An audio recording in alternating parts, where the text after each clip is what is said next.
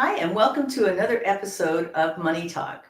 In Money Talk, we have a lot of things to say about how we handle our money, what we do with our money. But you know who else has a lot to say about what our money does or doesn't do, or what we owe or we don't owe?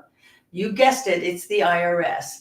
So the only thing I know that's for certain is death and taxes, and I'm not certain how the IRS figured out that they could get us even in our death. But my guest today is going to talk to us about the things that we need to know about the IRS. It's not as scary as that three-letter word implies. So I have a really special guest, and today we're going to have probably the most difficult thing that I will have to do is pronounce this woman's name.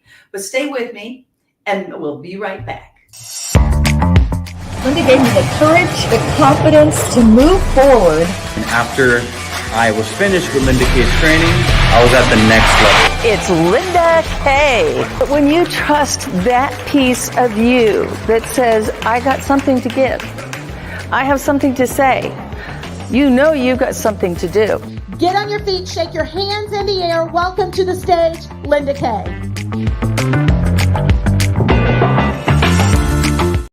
And we are back. And just as I promised, today our special guest is going to talk to us not only about how to decipher what the IRS says, but how to decipher what those really irritating little notices say that scare the hell out of you, that go, you've been written to by the IRS. And at that point, we'll kind of go, our eyes roll into the back of our heads, and we stop thinking logically. We start thinking scarcity. We start thinking about, oh my God, jail time. We start thinking about, stop it. Stop and relax, because right now I'm going to bring to the stage our guest, Folasade. Folasade, hello and welcome. Now, I said the hardest thing I'm going to do today is pronounce your name. So I got the first one, Folasade Ayegbus, correct? Yes. Oh my gosh, I can't even believe that. Stars for me. Ding, ding, ding, ding, ding, ding, ding. Okay, Folasade, what does that name mean, and where are you from? Oh, well, my mom's Black American and my dad's Nigerian. So my name means like brought into wealth, like money. Yes. Yes. Well, no wonder you're a guest on Money Talk, of course. So now, so your dad is Nigerian. So did your mom answer one of those Nigerian letters that says, hi, I'm a prince and I need you to move money? And No, Linda, she ended up getting in the other way around. She ended up getting in the cab, and that's how they met. She actually saw him. He wasn't perfect as a false prince, Yeah. and in trouble. And all we need to do is get your bank account and move our money into yours, right?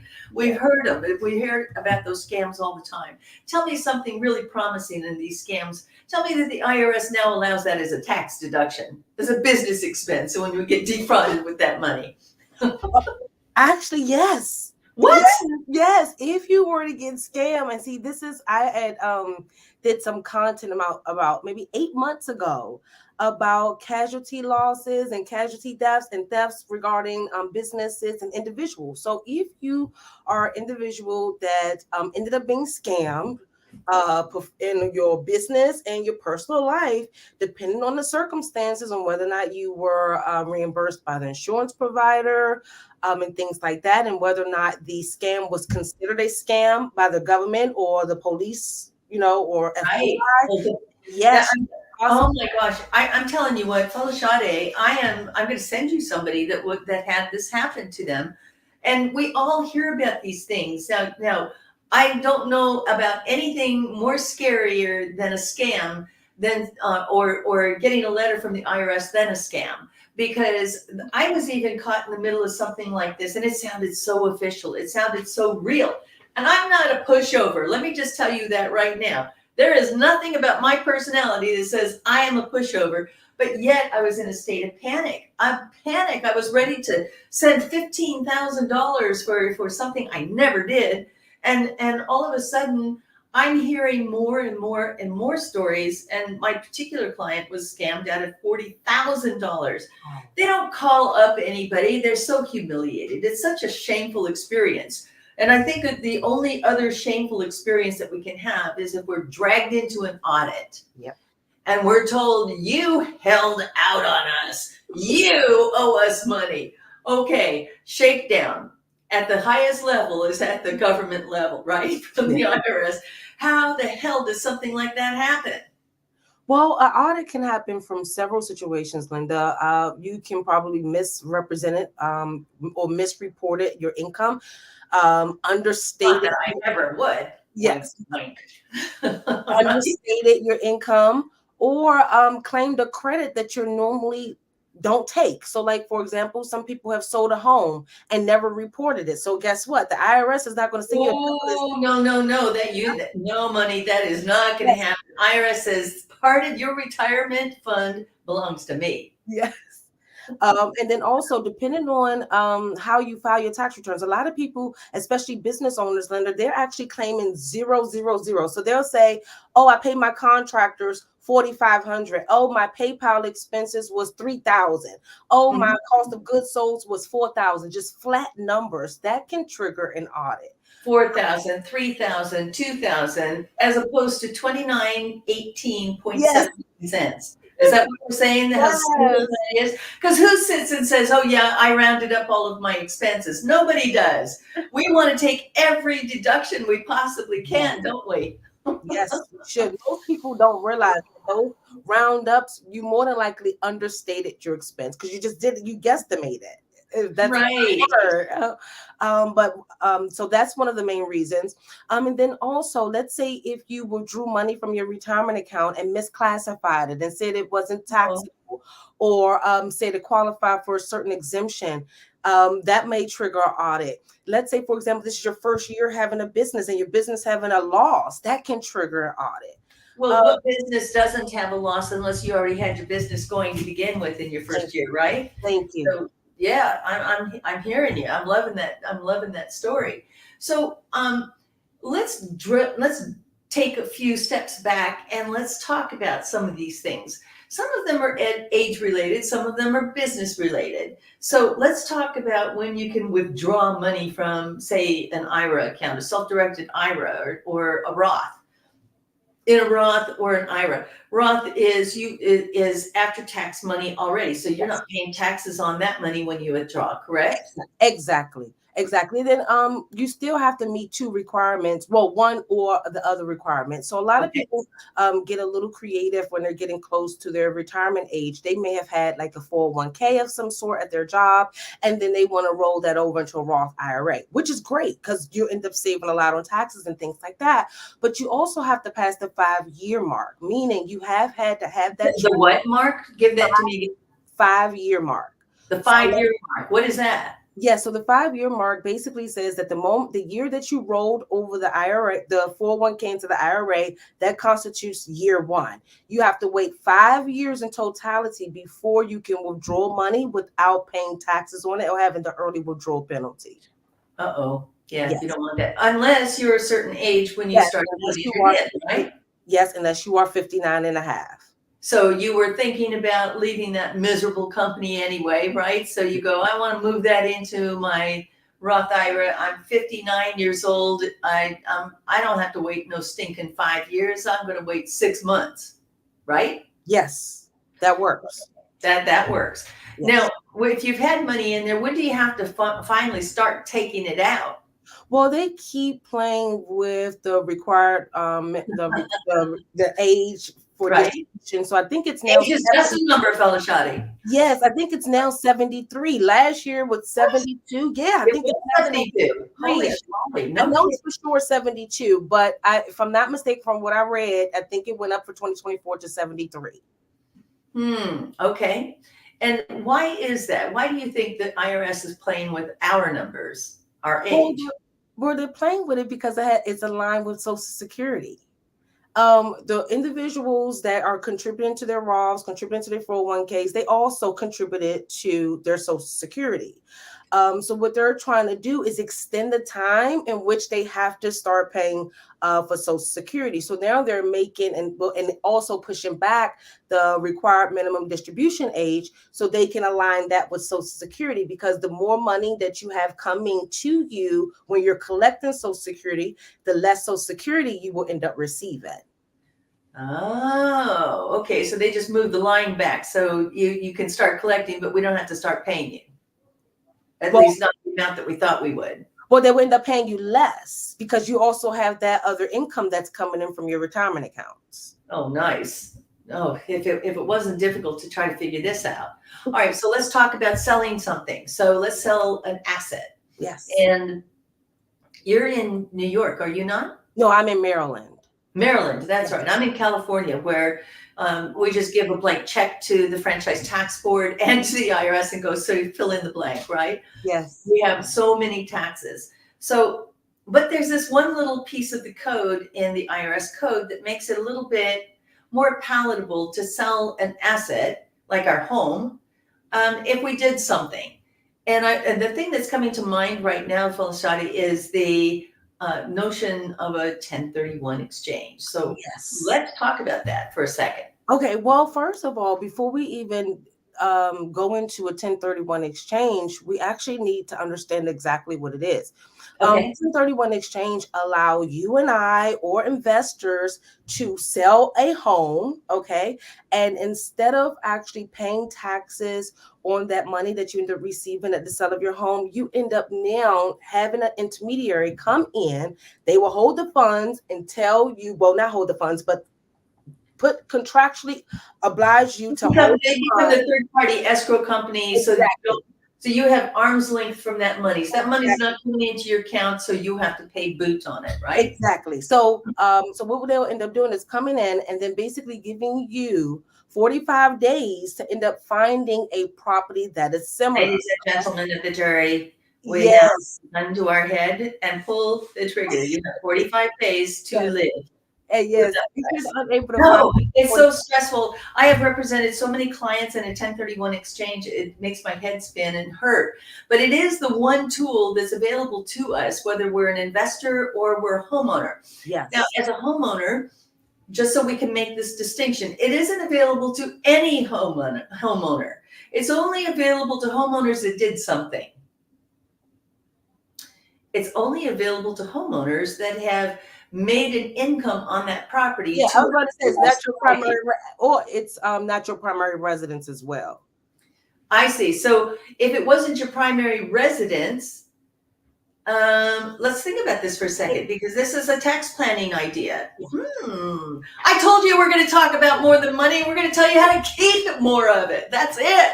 I like this. So if somebody buys a house, they've already had this house for 20, 25 years, say for instance. They buy another house, a cute little beachfront property, and that's where they spend a lot of their time. They typically don't call it their primary residence because they're trying to tell the, I don't know, the lender it's my primary because, and there could be lots of reasons why people do that. You get a better rate if it's your primary resident, if you're going to finance the house. But if you didn't finance it, it's probably in your best interest to call that that new place your primary residence, because now what Folasade just said is that we can now take that capital gains that we make on that primary, what used to be that primary residence, and if you've been in there, oh, I don't know, 5, 10, 15, 20, 25, 30, 35, or you inherit it. Inherited is a different story. We'll get to that in a second. But you've been in that place. Let me just say, you could have probably 5x, 6x, 7x, 8x your property from your initial investment. And guess what? The IRS knows where you live. They know where to send that statement. And they know just exactly how to get you and get under your skin by telling you you owe money. So, Folasade, tell us how we can take that original house that's no longer a primary residence and avoid capital gains. What can we do? Okay, well, first of all, you need to consider that either secondary home or rental property. It really depends on the income and the financial situation of the individual. But to really reduce your capital gains tax, it really needs to be a rental property. Yes. It needs to be a property that you have listed and available for rent. It needs to be rented for at least at a minimum 1 year. So 12 years would be short-term capital gains, which is taxed at a higher rate. 12 months or higher is long-term. So you're able to get a better tax rate in that sense as well. So, and does it make any difference? And again, I am not expecting that this is tax advice. This is hypothetical. Anybody could be having this conversation with you. And I understand that if they want to have a conversation with you, let's just tell them how to do that right now. Let's put that up on the screen. Hello at accountingwithfolasade.com. Get our phone number. That does look like a Maryland phone number now that I look at it, 202-618-1297. So if you're looking for some tax advice or you're looking for some ways to be able to plan out your estate a little bit better, or you got some questions that you want to get answered, call her, because you're going to find out all kinds of good stuff like we're talking about right now. All right, Folasade, talk us through this next theme of this 1031 exchange. So what we're doing in that instance then is we're taking that property, the capital gain. So if we paid $600 and we now sold it for $2 million, we have a $1.6 million gain, correct? Yep. We also have this other thing called exemption, right? Yep. How much is an exemption worth? Okay, well, if you are a single individual, your exemption is worth $250,000. So let's say if you sold your house and your house was worth $500,000, you have equity in your house of $300,000. You will only pay taxes on $50,000. Okay. If you are married and you jointly own the home and you file jointly on your tax return, because that matters, then you guys will qualify for the $500,000 seller home exclusion. Okay, which means that that's free money. Something is going off in here. Hang on one second. You keep talking. I'm going to go find the source of that thing. All right. Looks like it stopped on its own. But Folasade, what that means then is that $250 for an individual, $500 for a couple, exemption, which means that you get to keep that money on the gain, right? Well, no, that means that you won't be taxed. Oh, I see. So you might owe it someplace else, but if you didn't owe anything, hypothetically, you would get all of that money in the sale. Exactly. You will get all that. You wouldn't owe any taxes on it, right? Exactly. Yes. All right. So now we're getting somewhere. What happens when the individual didn't notify? Doesn't the escrow company have an obligation to tell the IRS, say, hey, she just sold that property, he just sold that property, here's what that was? Because isn't there some kind of a code, like a 593 or something like that, where people have to fill that out and say, hey, I just sold this. This is what I paid for it. Yeah, so the individual taxpayer wouldn't have to complete the form. The title company or the mortgage, whoever does the loan, the settlement, they will end up reporting a 1099-S to the IRS, basically showing the gross proceeds that you received at settlement. So even if you didn't take home the $250,000, they're going to still report the gross amount of that sale. So if the sell of the house was $500,000, IRS is going to get a notice on Form 1099-S saying, hey, they sold their house for $500,000. Now it's left to us to know what our basis is and include the correct amount on our tax returns. So what if you don't, and I'm sorry to keep asking these questions about a house, but I actually am selling a house. So these are interesting to me. I never took depreciation on my house. Does the IRS just assume you're an idiot and you didn't do it? Or do they let me take that credit at the time of sale? Okay, well, it really depends. Well, let's separate this depreciation first for businesses and individuals, because there's totally two different scenarios. Totally. All right. Yeah. So let's just say from a personal perspective, you have a home and you don't take the deduction for depreciation. Exactly, because you haven't depreciated the property. Now, let's say, for example, you own the home and you rented out the home, or you used the home for your business and took depreciation. Then what happens is we have to recapture the amount that you depreciated over the years. And even if you never depreciated, whether you rented it out or you lived in it, you're not doing a recapture. So in other words, for our listeners, hold on. If you told the IRS, I'm going to depreciate this, maybe maybe I have equipment that I depreciate for my business, but maybe I didn't do that for my house. And you can't depreciate land because dirt is just as old as dirt, and dirt is dirt. So it's just the improvement on your house, right?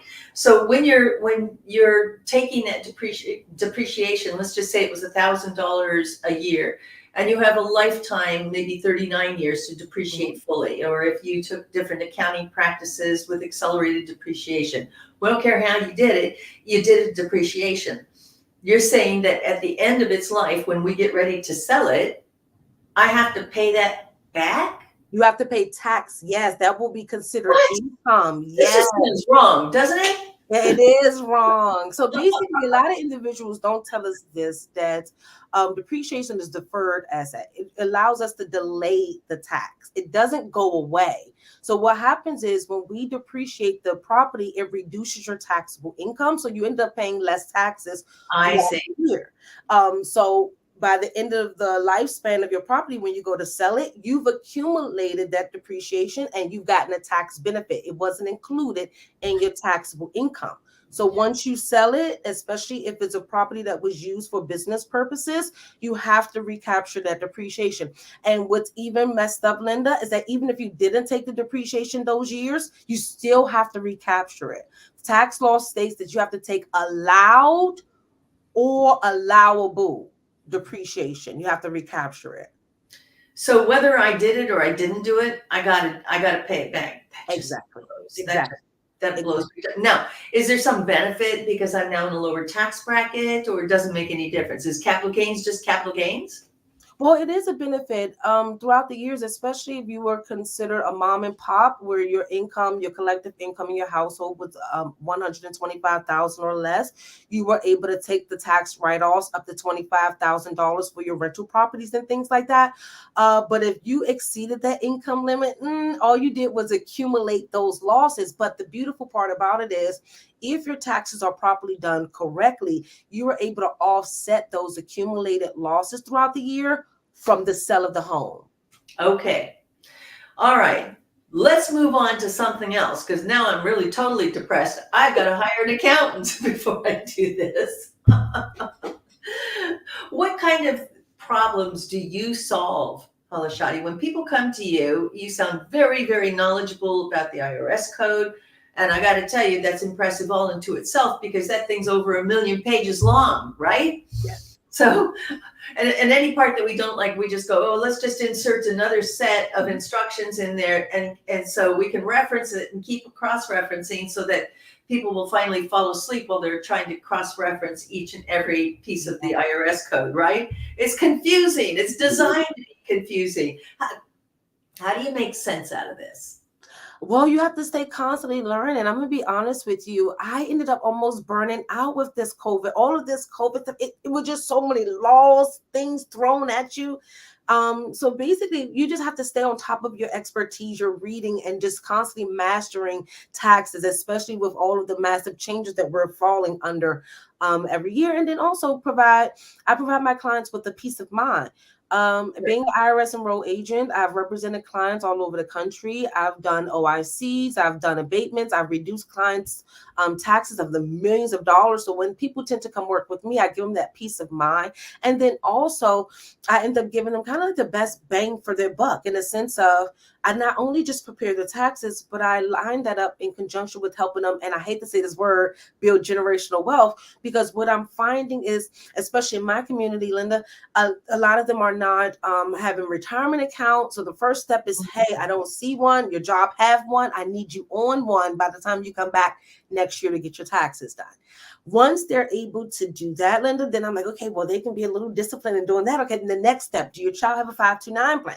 Do you have this? Do you have that? And then I started just using the tax return as my gateway to really open up the doors for people to start saving and investing and getting their feet wet with, growing their finances. Typically, where do people make their first investment? So let's just say you've got a young employee, they're in their first or second job. They didn't pay attention to the benefits, maybe a matching contribution from their employer, or they didn't know anything about a cafeteria plan for their medical or anything like that. And now they come to you, and because they just started a family. So they're already pushing the envelope of, making that dollar stretch further than they thought it could. What do you advise them to do so that they can keep more of their money? Well, the first thing, Lynn, and I hate to say this because people don't realize how important this is. We first need a household budget. We really don't know. Budget, what's that? Yes, we have to, because we need to know what's coming in, what's going out, and what's left over, so we can know what to do with what's left over and whether or not that's even the correct amount that what's supposed to be left over. So with the household budget, then we're able to see, through their W-2s and their pay stubs, right? I'm able to see what do they have, or do their job offer a child dependent program? Are they on it? Is the job paying the health insurance? Are they getting it from the marketplace? Do they have a Roth? Or do they have a traditional IRA outside of their job? I just start picking their brain, but it really just starts with the first step, getting in a retirement account. I don't care if it's on your job or at your neighboring bank, at least get started with that. Then if they have children. It's so funny because, when you think, hey, I'm 30 years old, you think 60 is way the hell down the road. And I'm going to tell you right now, it kind of sneaks up on you, kind of like that tortoise in the hare. Did the tortoise really sneak up, or was the hare asleep? Right? It's been a tough year, Linda, when some of my clients, they do not have retirement and they're still working. It is painful when they say, I'm tired and I really can't work, but I have no choice but to work. It's been a painful year this year, seeing people don't have any investments or no retirement. So guys, suck it up. I know it may seem like you have far away. You don't. Get started now. So once I realized, Linda, that they have like a retirement account, they got that set up or so, then we start to now do the 529 plans, or the COG plan for their children, because most parents now want to put their children in private schools or preparing for college and things like that. And then now with this new 529 ruling that they did on Internal Revenue Code 529, they ended up allowing us to roll over the 529s of our beneficiaries into Roths. So even if your child decide, that's so awesome. So in other words, the parents that are saving for their kids' school under a 529 plan, which is now a sheltered plan under the IRS code, completely legal, so that you can direct that money to their education. Some kids go, the hell with that. I'm going to apprentice school. I'm not going to some hoity-toity, Ivy League. I'm never going to get in there. Why even bother? Mom, just give me the money. Dad, just give me the money. You can't do that. But what she's saying is that you can now direct that back into your own account, into a Roth account, into a Roth which is now after tax money. So if the 529 was pre-taxable, is it taxable now to be able to go into the Roth IRA? Well, no, it still follows the same rules from the Roth. Once they reach a certain age, they can pull it out. Nice. Yeah, so they're good in that sense. But also one thing I want to add, they did add a new inclusion.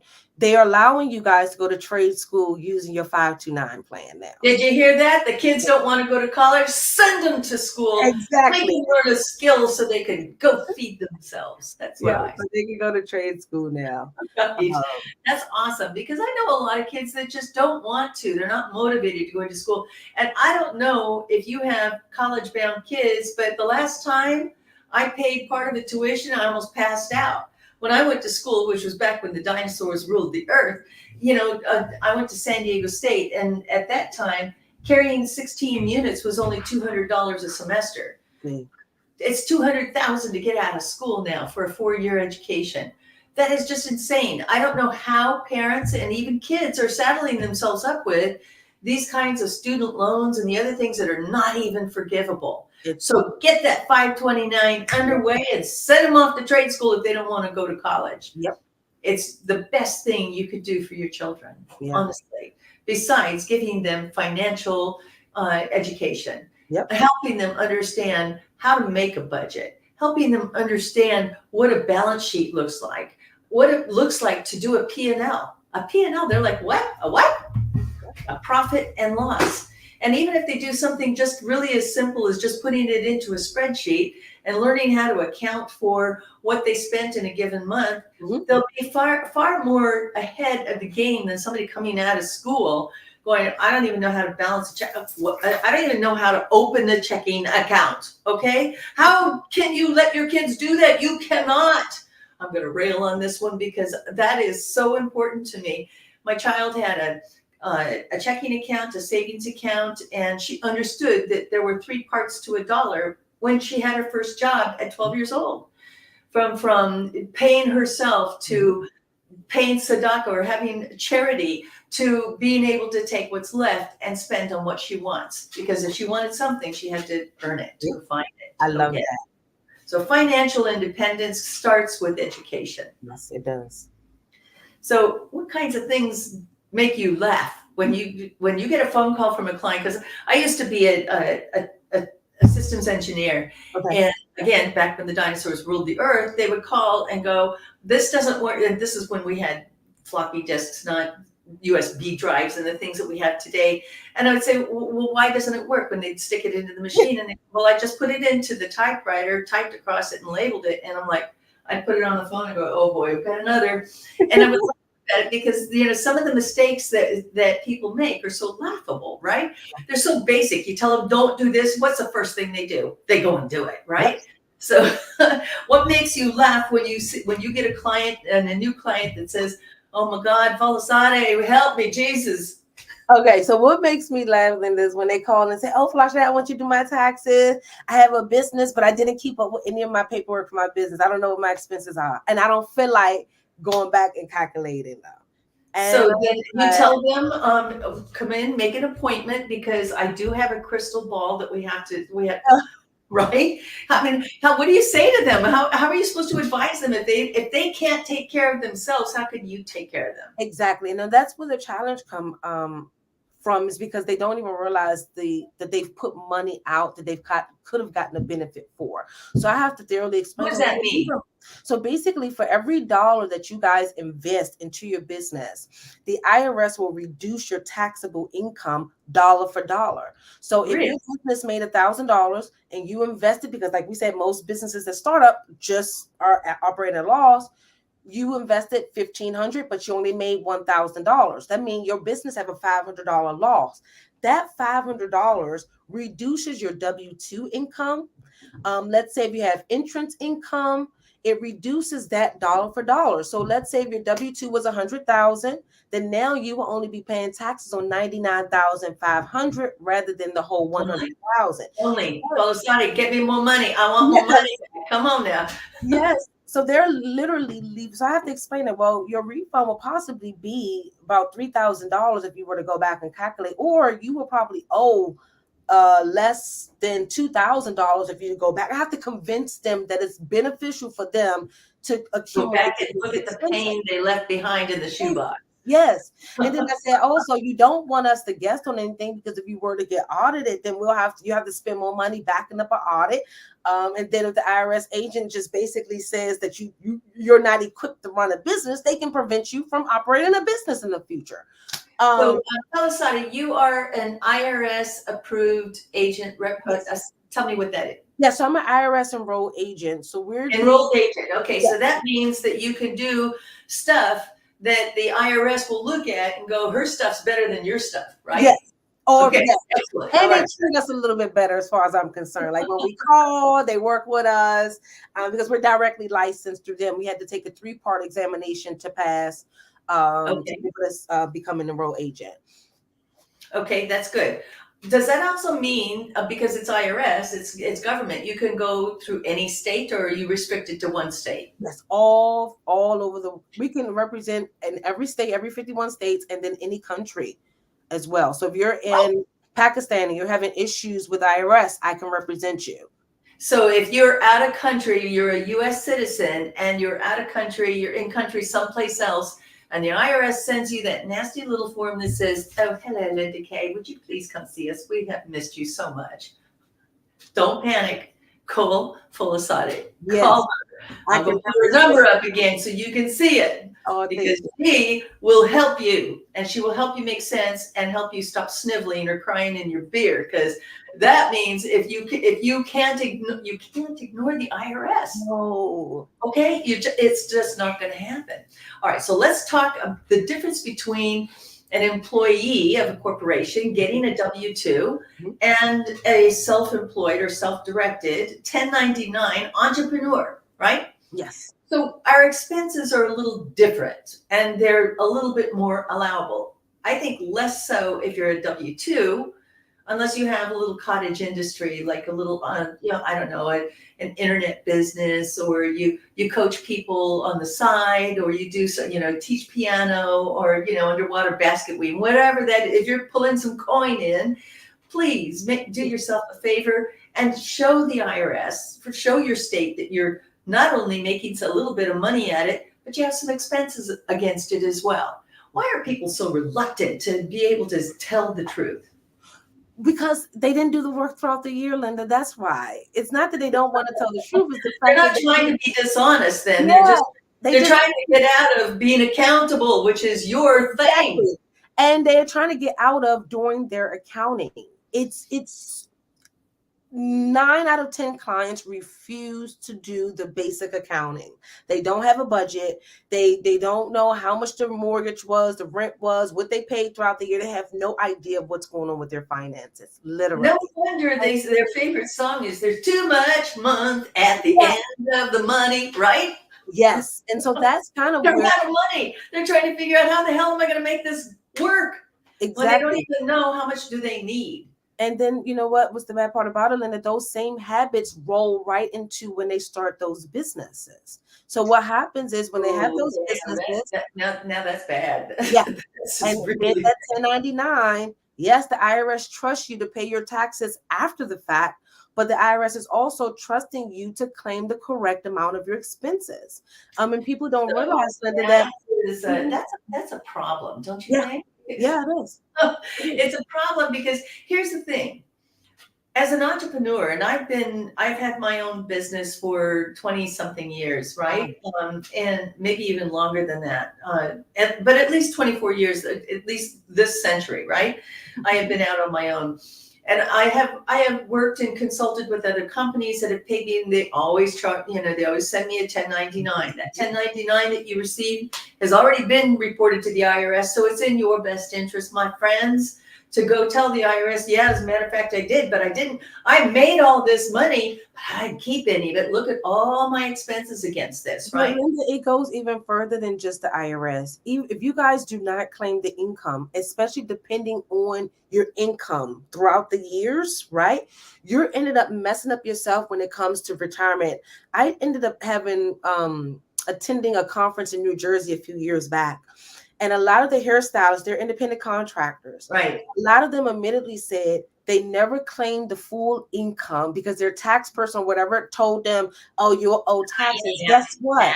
Right. Guess what, Linda? Now they're at that age where they're supposed to be getting Social Security. Social Security say you do not have any quarters because they always reported a lower income or a loss. So they never contributed to Social Security being self-employed.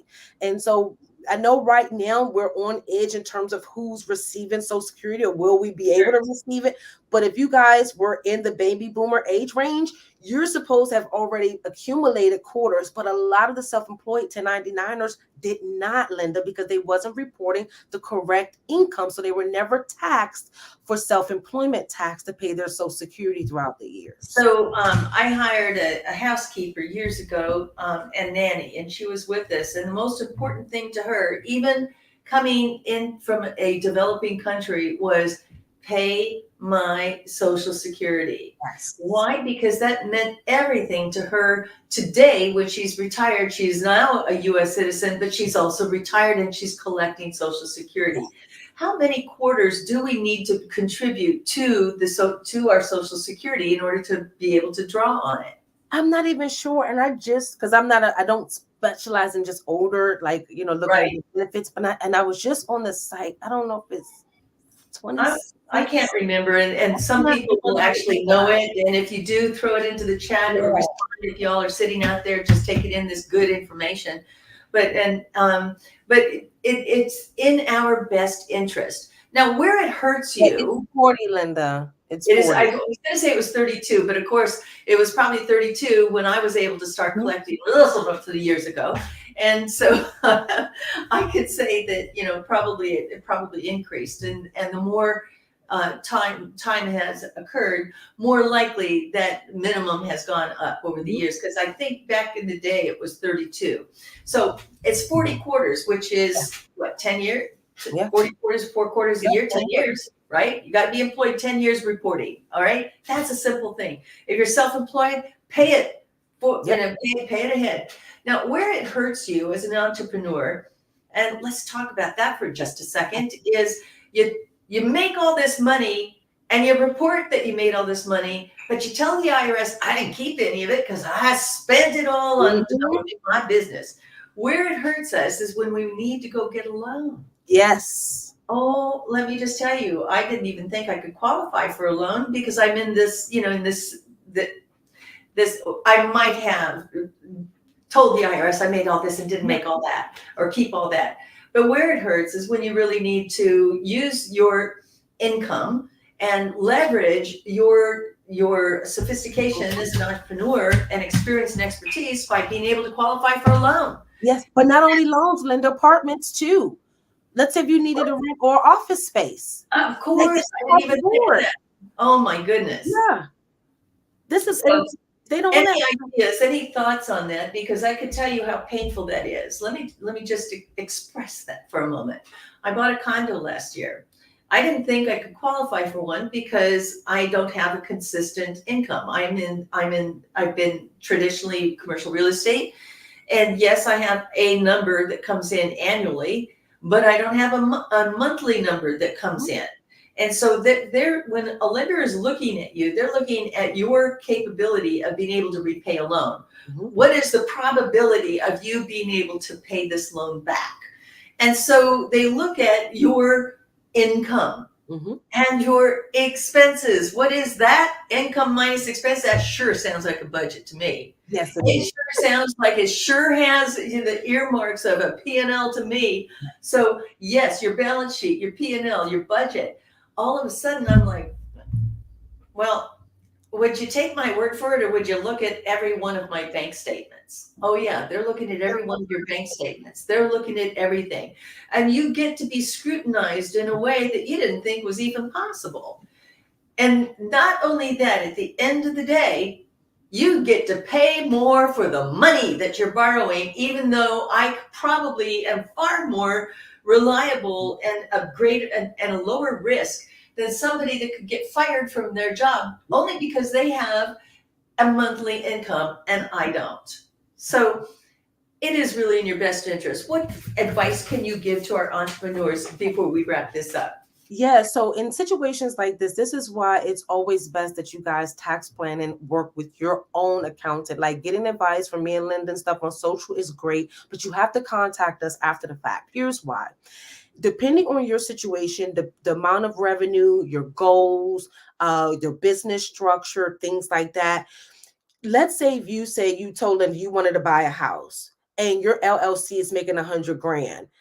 We may want to convert your LLC because you're within the income that normally would benefit from having an S Corp. We will end up converting your business over to an S Corp, put yourself on W-2, pay yourself that consistent income that you need via W-2. And then at that point, you will then go and apply for your loan after the fact. I will end up saying maybe wait 6 months to a year once you file that first year's tax return with that W-2 inclusive of the business. But that's one way for entrepreneurs to, one, have the revenue that they need to qualify for loans, properties, assets, and things like that. And secondly, it allows you to reduce your self-employment taxes from the business by converting over to an S Corp. So I would just say, if your goal is to buy a house, buy investment properties, separate yourself from your business, and you make net at least $60,000, you want to convert over to an S Corp, because for entrepreneur, that is the way that you can now get your loans approved. If you need hard money lending, you're trying to do investment properties or rehab flips, you need that W-2 income to make it easier for you to get funding. Wow. That is such great stuff. I mean, years ago, I was with Tony Robbins did a business mastery, and the first thing we did was put me into an S corp all those years ago. Now I'm feeling like I'm a smart little cookie. Yes, you are. Yes. And then you know what? And a lot of people don't realize that the S corp even go further. It's a mechanism for you also to keep more money within your how to say your household, your family, and your business. Yeah. Here's why. With the moment you convert over to an S corp, guys, you're not able to take the normal business use of your home. So let's say, for example, I have my home right here, and I have this room.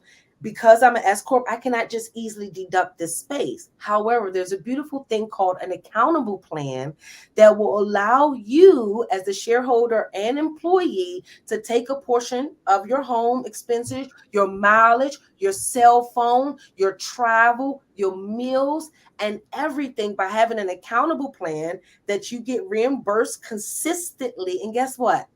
Your business will reimburse you for what you paid, and your business get to write it off. Well, you heard it here. Get smart, call Folasade. Folasade, thank you so much for joining us today. I so appreciate the knowledge and smart women that just really know how to handle that dollar. Thank you again for joining us. And thank you all for joining us today. Join us next week when we have more information to share with you about how you can stretch that dollar and how to keep more of them. See you soon. Do you like to talk about money? If you do and you'd like to be a guest, contact me at lindak360.com.